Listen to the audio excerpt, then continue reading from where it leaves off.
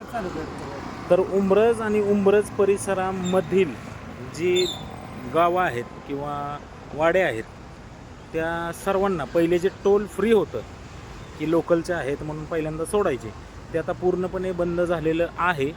त्याच्यामुळं ते ऑफिसमध्ये येऊन तुम्हाला हे सांगतायत की एकतर तुम्ही पास काढा किंवा फास्टॅगवरती तुम्हाला मिनिमम 50% म्हणजे 50% अमाऊंट तुम्हाला पे करावी लागणार आहे. जर तुम्ही 50% अमाऊंट भरली तर तुम्ही टोल क्रॉस करू शकता. मग तुम्ही दिवसातून कराडला 10 वेळा जावा किंवा नका जाऊ, पण तुम्हाला टोल हा भरावा लागणार आहे.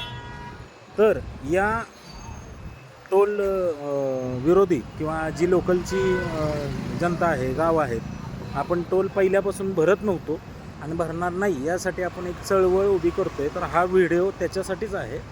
उंब्रजचे सरपंच माणिकराव जाधव यांच्याशी आत्ताच माझी चर्चा झाली. ते म्हटले की तुम्ही तिथल्या साहेबांशी चर्चा करून काय अपडेट आहेत ते मला द्या, आपण आल्यानंतर त्याच्यावरती मीटिंग घेऊ आणि काही गोष्टी फायनल करू. आणि साहेबांशी पण माझी तीच चर्चा झाली. ते म्हटले की आमच्या हातात काही नाही, आम्हाला वरून म्हणजे आता सेंट्रल गव्हर्नमेंटचं प्रोजेक्ट असेल किंवा हायवेचं जे डिपार्टमेंट आहे IRB काय, तर तिथूनच आम्हाला आदेश आले आहेत की नाही तुम्हाला लोकलचे जरी असतील तरी टोल घ्यावा लागेल. तर लोकलचं एक गाव असतं तर मान्य करतो, लोकलची कमीत कमी 35 ते 40 खेडे, उंब्रज, तासवडे, बेलवडे अशी बरीचशी गावं आहेत. त्याच्यामुळं टोल निम्मा जरी झाला म्हणजे 120चा 60 रुपये तरी आपण देऊ शकत नाही. तरी 60 रुपयाने जरी धरलं तर आपण 10 वेळा ये जा करतो.